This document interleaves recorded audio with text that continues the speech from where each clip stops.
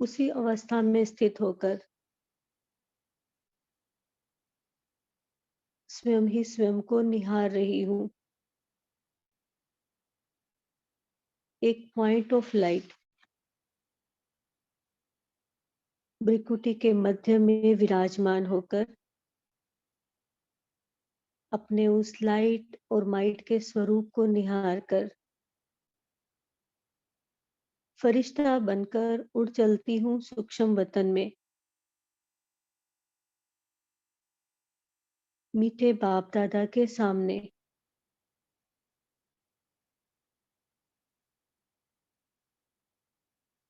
बाबा से वो प्यार भरी दृष्टि,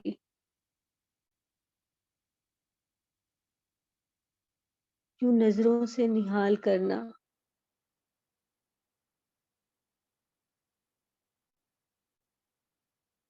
नैनों से असीम स्नेह जो मुझ बच्चे पर बरस रहा है, वो बाबा मुझे अपने समान बना रहे हैं। अनुभव करें बाबा के नैनों से भ्रिकुटी से निकलते हुए उस प्रकाश को।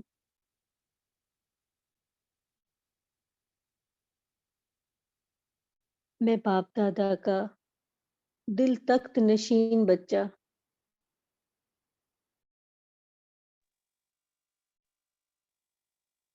जो बाबा मुझे देख देख कर मुस्कुरा रहे हैं, मुझे अपने गले से लगा लेते हैं। आओ मेरे दिल तख्त नशीन बच्चे, दिलाराम बाप के दिल तख्त नशीन बच्चे,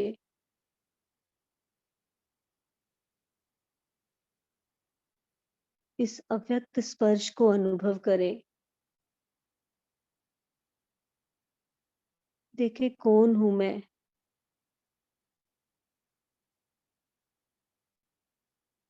और मैं किसके साथ हूं।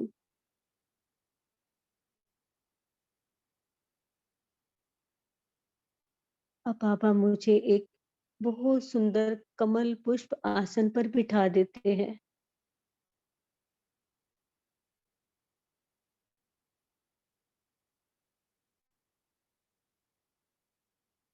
भ्रिकुटी में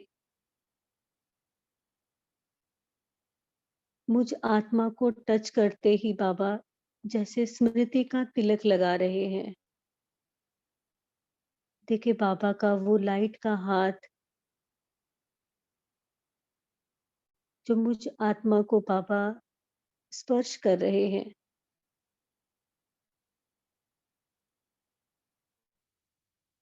मानो स्मृति का तिलक लगाते ही मैं आत्मा अपने मूल स्वरूप में, सतोगुणी स्वरूप में स्थित हो गई।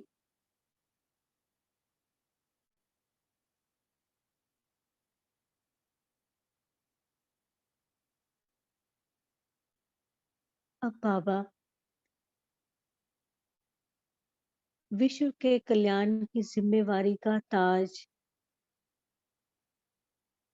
वो लाइट का ताज मेरे सिर के ऊपर रख देते हैं।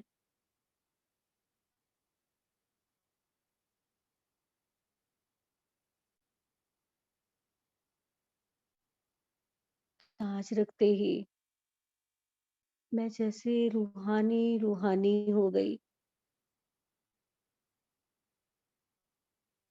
बहुत सुंदर अवस्था।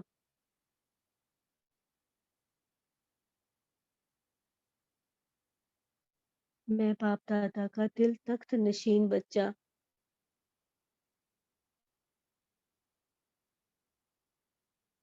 ताज, तिलक और तख्त का अधिकारी।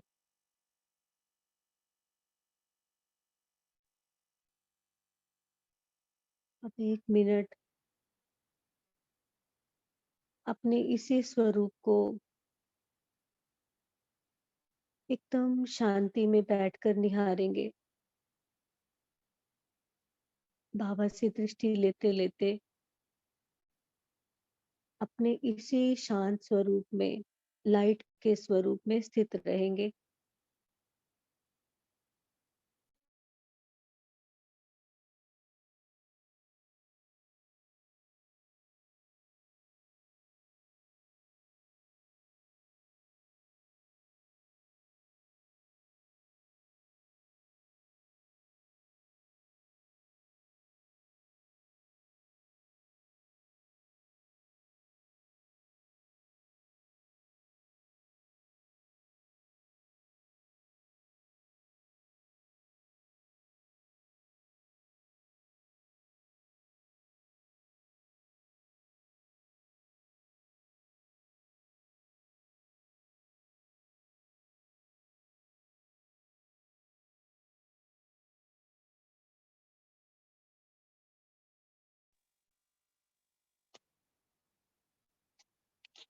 शांति।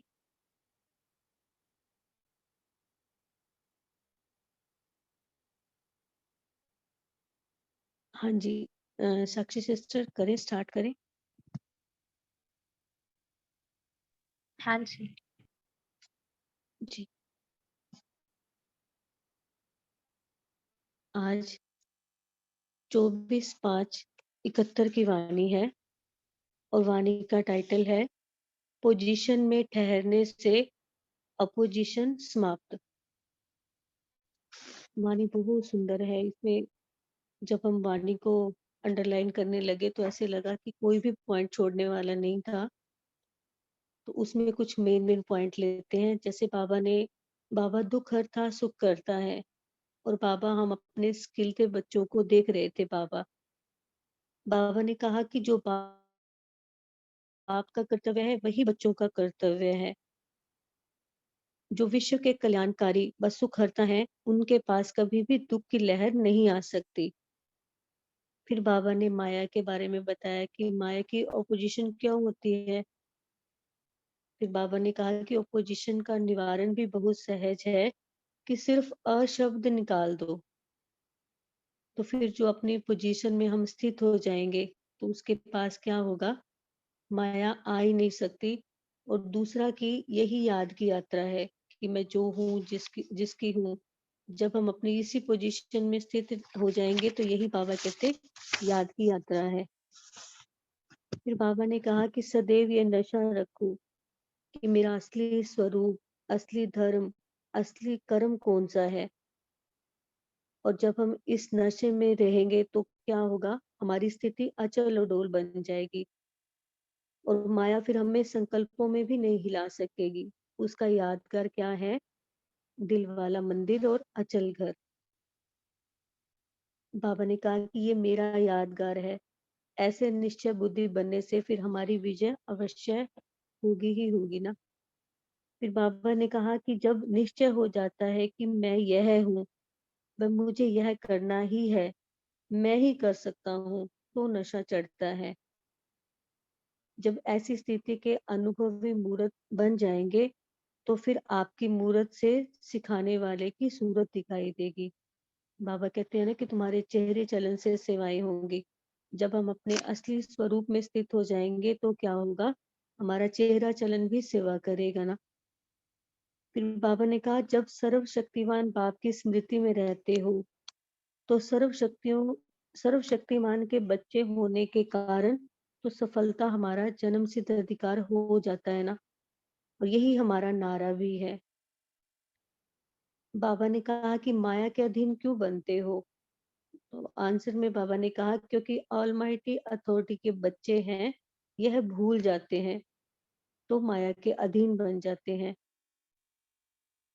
बाबा कहते कि आप विश्व को झुकाने वाले हो।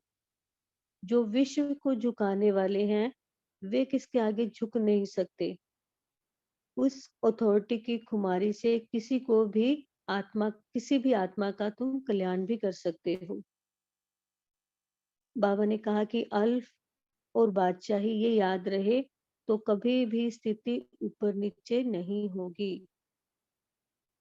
जिस समय विस्मृति की स्थिति होती है, तो अपने से बातें करो। बाबा ने बहुत सुंदर विधि बताई कि जब हमें विस्मृति होती है तो अपने आप से बातें करो कि मैं मास्टर सर्वशक्तिमान अल्फ और बे को भूल गया। ऐसी ऐसी बातें करने से जो खोई हुई शक्ति है और जो स्मृति है वो वापस आ जाएगी। फिर बाबा ने संगम युग पर हमें जो ताज और तख्त और तिलक दिया, उसके बारे में भी बाबा ने बताया कि ये संगम युग की सबसे बड़ी से बड़ी प्राप्ति है। तो वाणी को डिटेल में सुनते हैं। बाबा कहते हैं कि सर्व आत्माओं के सुख और शांति करता बने हो। पूछ रहे हैं बाबा। फिर बाबा कहते क्योंकि दुख हरता सुख करता के सिकिलते बच्चे हो। तो जो बाप का कर्तव्य है वही बच्चों का कर्तव्य है। जो विश्व के कल्याण करता व सुख करता है उनके पास कभी भी दुख की लहर स्वप्न में भी अथवा संकल्प में भी आ नहीं सकती। तो ऐसी स्थिति बना रहे हो व इस स्थिति में स्थित रहते हो। बाबा कहते जब ये नया जन्म मिल गया, बाप दादा के स्किल थे बच्चे बने, तो सर्व शक्तिमान की संतान के पास कोई भी प्रकार का संताप आ नहीं सकता। संताप अर्थात दुख की लहर तब तक है जब तक सर्व शक्तिमान बाप की स्मृति नहीं रहती अथवा उनकी संतान प्रैक्टिकल में नहीं बनते हैं। बाबा कहते कि सुख के सागर बाप की संतान तो दुख की लहर क्या वस्तु होती है इससे भी अनजान रहते हैं। सुख की लहर में ही लहराते रहते हैं। फिर बाबा ने पूछा कि माया की अपोजिशन क्या होती है। अपोजिशन का निवारण बहुत सहज है। बहुत सुंदर विधि बाबा ने बताई कि अपोजिशन से सिर्फ अशब्द निकाल दो तो क्या हो जाएगा। पोजीशन में ठहरने से अपोजिशन होगा। पूछ रहे हैं बाबा कि जब आप अपनी पोजीशन में ठहर जाओगे तो क्या ओपोजिशन होगा। अगर अपने पोजीशन में स्थित है तो माया की अपोजिशन नहीं होगी। सिर्फ एक शब्द कट कर देना है। अपने पोजीशन में ठहरना यही याद की यात्रा है। मैं जो हूँ जिसका हूँ उसमें स्थित होना यही याद की यात्रा है।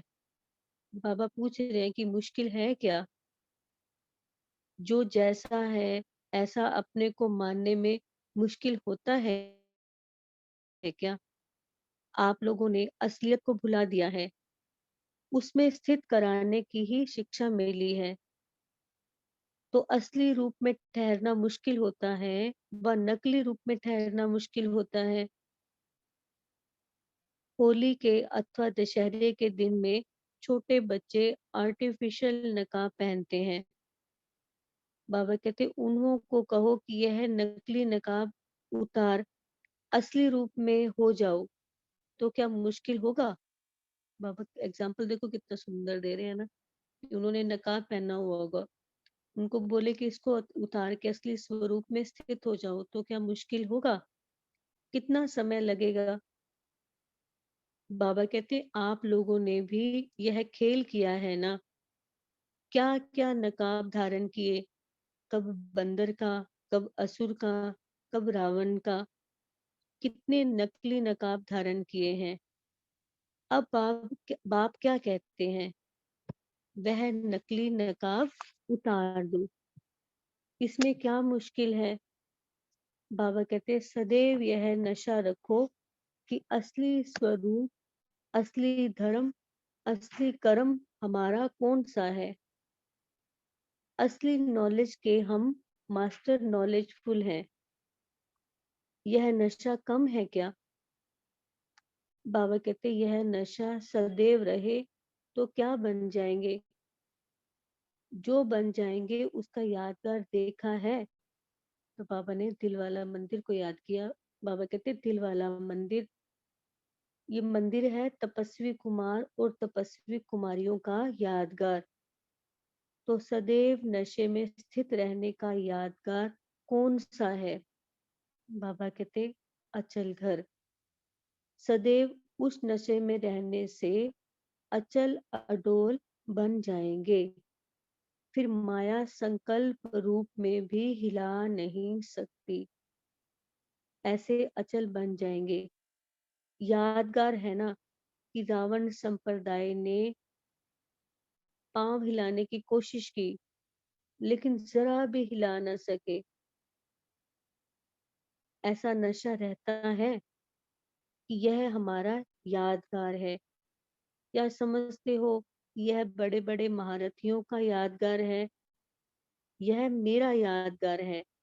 ऐसा निश्चय बुद्धि बनने से विजय अवश्य प्राप्त हो जाती है।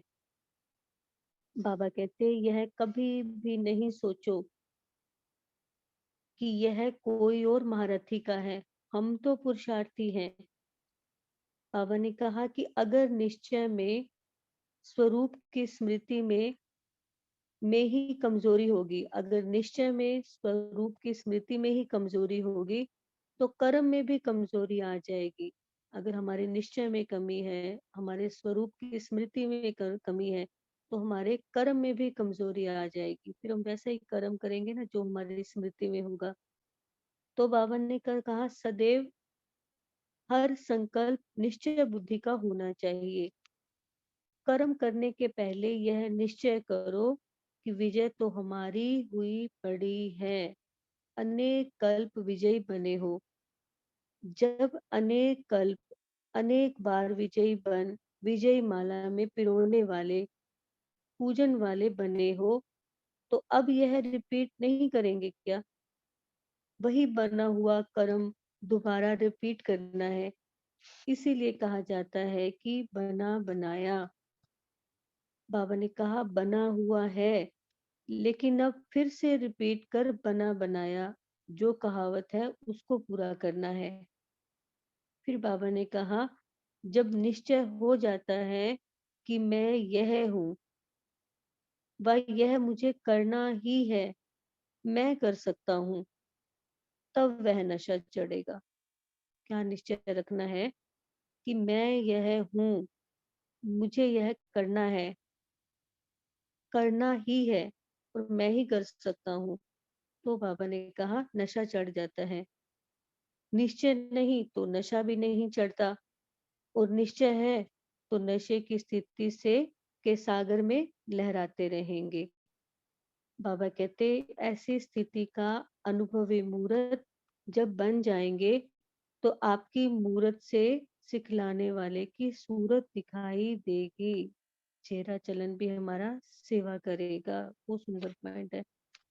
फिर बाबा ने कहा ऐसे अनुभवी मूर्त हो जो बाप और शिक्षक की सूरत आपकी मूरत से प्रत्यक्ष हो, ऐसे बने हो व बन रहे हो, सफलता के सितारे हो व उम्मीदवार सितारे हो। सफलता तो जन्म सिद्ध अधिकार है, क्योंकि जब सर्वशक्तिमान कहते हो तो असफलता का कारण है शक्तिहीनता। बाबा ने कहा कि शक्ति की कमी के कारण माया से हार खाते हैं। जब सर्वशक्तिमान बाप की स्मृति में रहते हैं, तो सर्वशक्तिमान के बच्चे होने के कारण सफलता तो जन्म सिद्ध अधिकार हो गया। हर सेकंड में सफलता समाई हुई होनी चाहिए। असफलता के दिन समाप्त। बाबा कहते अब सफलता हमारा नारा है, यह स्मृति में रखो। फिर बाबा ने कहा बहुत सहज सरल रास्ता है, जो सेकंड में अपने को नकली से असली बना सकते हो। इतना सरल मार्ग कब मिलेगा? कभी भी नहीं। बाबा कहते माया के अधीन क्यों बनते हो? क्योंकि ऑल माइटी अथॉरिटी के बच्चे हैं, यह भूल जाते हो। माया के अधीन क्यों होते हैं? क्योंकि हम भूल जाते हैं कि हम किसके बच्चे हैं ना, ऑल माइटी अथॉरिटी के बच्चे हैं, ये भूल जाते हैं तो माया के अधीन हो जाएंगे। फिर बाबा कहते हैं आजकल छोटी मोटी अथॉरिटी रखने वाले कितनी खुमारी में रहते हैं, तो ऑलमाइटी अथॉरिटी वाले कितनी खुमारी में रहने चाहिए। शास्त्रवादी जो अपने को शास्त्री की अथॉरिटी मानते हैं, वह भी कितनी खुमारी में, कितना उल्टी नॉलेज के निश्चय में रहते हैं। किसने सुनाया, किसने देखा, कुछ भी पता नहीं। कुछ भी नहीं पता होता ना, शास्त्र किसने सुनाए, किसने लिखे, कब से शुरू, कुछ भी नहीं पता होता। फिर भी शास्त्रों की अथॉरिटी मानने के कारण अपनी हार कभी नहीं मानेंगे। तो आप लोगों की सर्व से श्रेष्ठ अथॉरिटी है। ऐसे अथॉरिटी से किसके भी सामने आओ तो सभी सिर झुकाएंगे। अगर इतने नशे में हम किसी के सामने आएंगे तो सभी सिर झुकाएंगे। बाबा कहे कि आप लोग नहीं झुक सकते तो अपनी अथॉरिटी को कायम रखो। आप विश्व को झुकाने वाले हो। जो विश्व को झुकाने वाले हैं वह किसी के आगे झुक नहीं सकते। उस अथॉरिटी की खुमारी से किसी भी आत्मा का कल्याण कर सकते हो। बाबा ने कहा ऐसी खुमारी को कभी भी भूलना नहीं। बहुत समय से अभूल बनने से भविष्य में बहुत समय के लिए राज्य भाग्य प्राप्त करेंगे। अगर अल्पकाल इस कुमारी में रहते हैं तो राज्य भाग्य भी अल्पकाल के लिए ही प्राप्त होता है। यहाँ तो बाबा कहते अभी आए हो सदा काल का वर्षा लेने, ना कि अल्पकाल का। सिर्फ दो बातें साथ साथ याद रखो। बाबा ने दो बातों की स्मृति दिलाई। बाबा कहते बात एक ही है, शब्द भिन्न भिन्न है। बिल्कुल सहज से सहज दो बातें सरल शब्दों में कौन सी सिखाई जाती हैं, पूछ रहे हैं बाबा, कौन सी सिखाई जाती हैं। ऐसे दो दो शब्द साथ याद रहे तो स्थिति कभी नीचे ऊपर नहीं हो सकती। वो दो शब्द बाबा ने बताए, अल्फ और बादशाही। बाबा कहते अल्फ और बादशाही याद रहे तो कभी भी स्थिति नीचे ऊपर नहीं होगी। दो शब्द की ही बात है। कोई अनजान बच्चे को भी अल्फ और बे याद करने के लिए कहो तो भूलेंगे क्या। आप मास्टर सर्वशक्तिमान भूल सकते हो क्या। बाबा कहते जिस समय विस्मृति की स्थिति होती है तो अपने से यह बातें करो। अगर हम कभी अल्फ और बे को विस्मृत हो जाते हैं, भूल जाते हैं, तो बाबा कहते अपने से बातें करो कि मैं मास्टर सर्वशक्तिवान अल्फ और बे को भूल गया। बाबा हैरान हो रहे हैं कि मैं मास्टर सर्वशक्तिवान है ना, अल्फ और बे को भूल गया। ऐसी ऐसी बातें करने से शक्ति जो खो देते हो उसकी फिर से स्मृति आ जाएगी। बाबा कहते है सिर्फ मनन और वर्णन करना। पहले मनन करो और बाद में फिर वर्णन करो। जो बातें मनन की जाती हैं उनको वर्णन करना सहज हो जाता है। बाबा ने कहा तो मनन करते और वर्णन करते चलो। यह भी दो बातें हुई। पहले था दो बातें अल्फ और बे, और अब दो बातें मनन करते चलो और वर्णन करते चलो ना, मनन और वर्णन। बाबा कहते मनन करते करते मगन अवस्था ऑटोमेटिकली हो जाएगी। जो मनन करना नहीं जानते वह मगन अवस्था का भी अनुभव नहीं कर सकते। ये बात नोट करने वाली है। जो मनन करना नहीं जानते, बाबा कहते उसकी मगन अवस्था भी नहीं हो सकती। बाबा ने कहा कि ताज और तख्त नशीन अभी बने हो, वह भविष्य में बनेंगे। अभी तो ताज और तख्त नहीं है ना। बैगर हो क्या, पूछ रहे हैं बाबा, बैगर हो क्या। संगम युग का तख्त नहीं जानते हो क्या। सारे कल्प के अंदर सभी से श्रेष्ठ तख्त का मालूम नहीं है क्या। बाबा ने कहा कि बाप दादा के दिल रूपी तख्त नशीन नहीं बने हो क्या। जब याद रहेगा तब तो बैठेंगे। अगर याद ही नहीं कि बाबा का दिल तख्त नशीन मैं बच्चा हूँ, तो बैठेंगे कहाँ पे ना। बाबा कहते जब याद रहेगा तभी तो बैठेंगे। फिर बाबा ने कहा, तख्त है तो ताज भी होगा, ताज बिना तख्त तो होगा ही नहीं। कौन सा ताज धारण करने से तख्त नशीन बनेंगे, पूछ रहे हैं बाबा। कौन सा ताज धारण करने से तख्त नशीन बनेंगे। बाबा ने कहा, बाप दादा संगम पर ही ताज व तख्त नशीन बना देते हैं। इस ताज और तख्त के आधार से भविष्य ताज तख्त मिलता है। अभी धारण नहीं करेंगे तो भविष्य में कैसे धारण करेंगे। बाबा कहते आधार तो संगम युग है ना। ताज भी धारण करना पड़े, तिलक भी धारण करना पड़े और तख्त नशीन भी बनना पड़े। संगम युग पर ही हमें ये तीनों सौगात मिलती है ना। ये प्राप्तियां संगम युग पर ही होती हैं। तो बाबा कहते अभी संगम युग पर ही ताज भी धारण करना पड़े, तिलक भी धारण करना पड़े और तख्त नशीन भी बनना पड़े।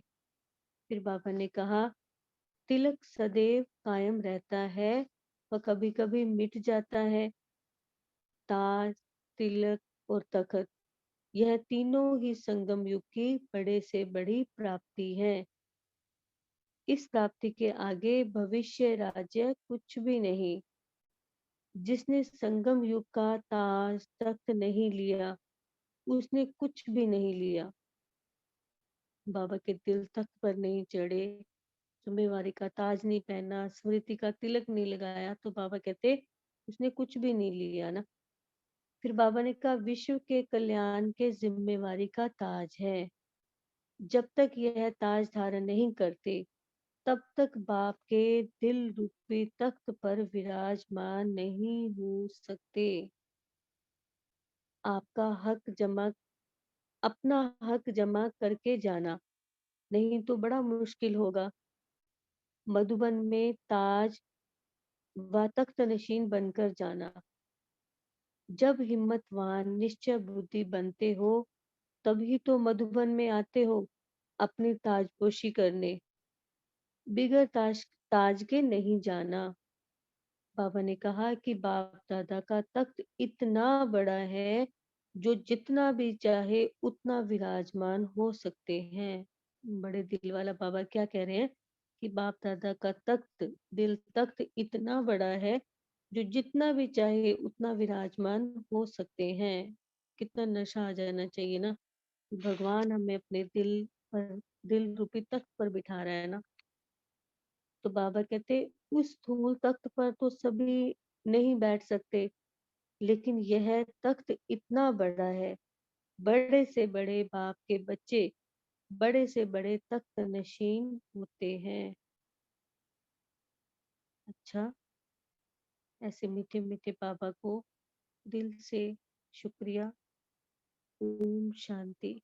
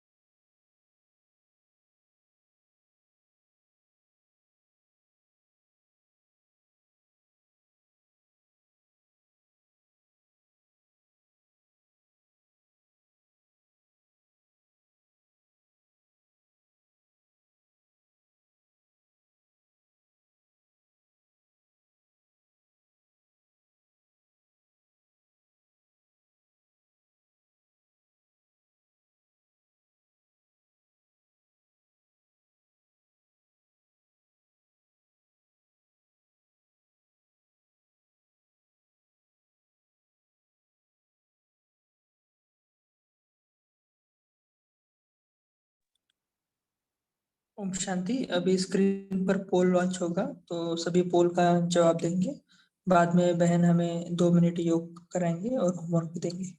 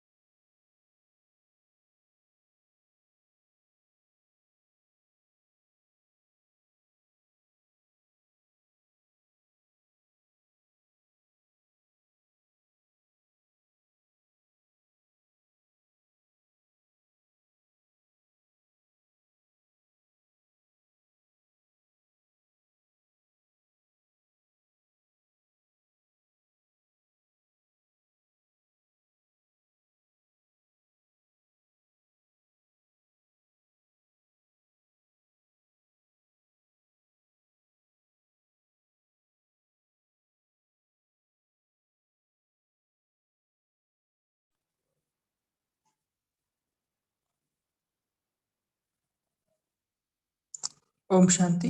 जी सोनिया बहन, आप होमवर्क भी दें और 4-5 मिनट योग भी कराओ। जी, पहले होमवर्क शेयर करें। हाँ जी, हाँ जी।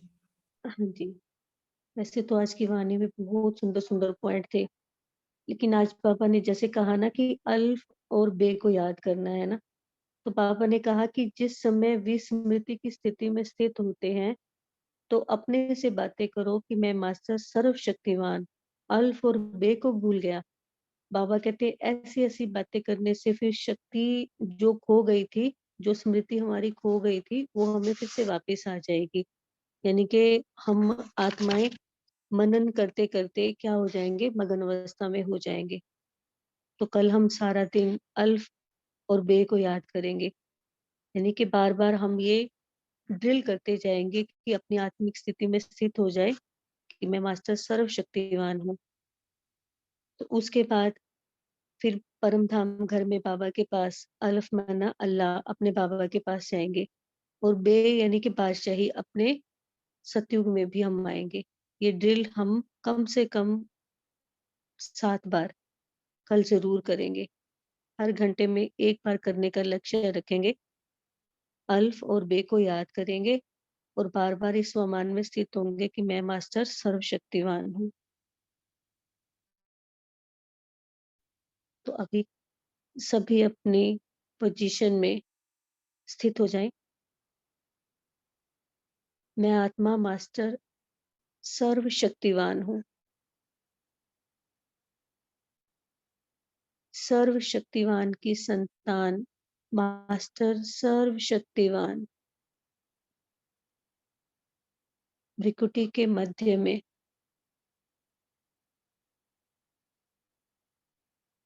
एक पॉइंट ऑफ लाइट, एक चमकता हुआ बिंदु, सफेद चमकीला सितारा, बहुत सुंदर चमकीला सितारा हूं मैं।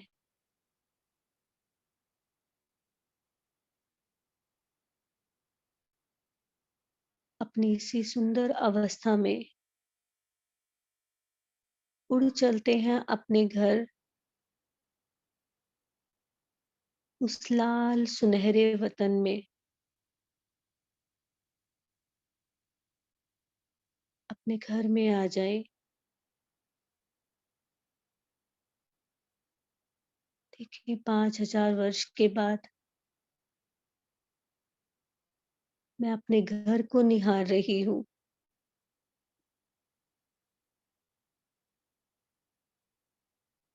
गहन शांति की अनुभूति,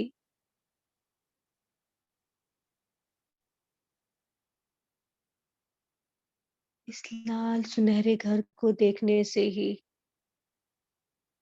मन शांत हो गया।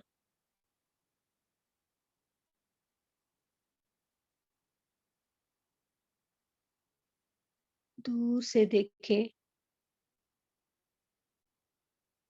वो मीठे बाबा मुझ बच्चे को देख रहे हैं। आ जाएं बाबा की किरणों रूपी बाहों में।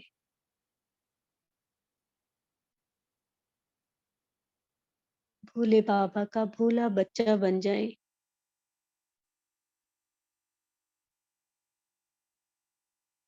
निरंतर किरणें निकलती हुई स्वयं में धारण करें और 1 सेकंड में बाबा को टच करें।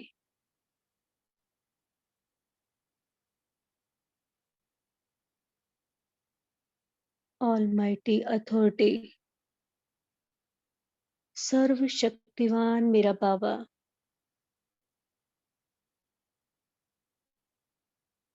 बाबा को टच करते ही वो सारी शक्तियां मुझ में समाने लगी। मेरे आदि अनादि संस्कार इमर्ज हो गए और अब आ जाए अपने सतयुगी राज्य में, सोने की दुनिया में। मैं सोने जैसी आत्मा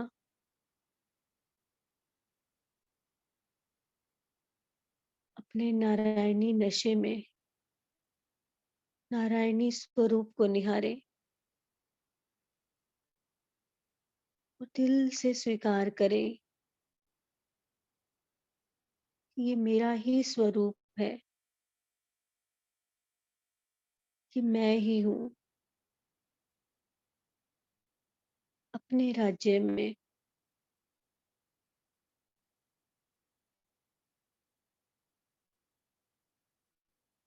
आ जाए वापिस फिर से भ्रिकुटी के मध्य में। मैं पॉइंट ऑफ लाइट, मास्टर सर्वशक्तिवान आत्मा,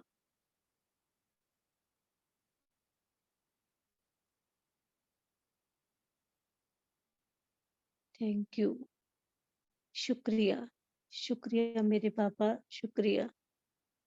गुड नाइट। ओम शांति, ओम शांति, ओम शांति।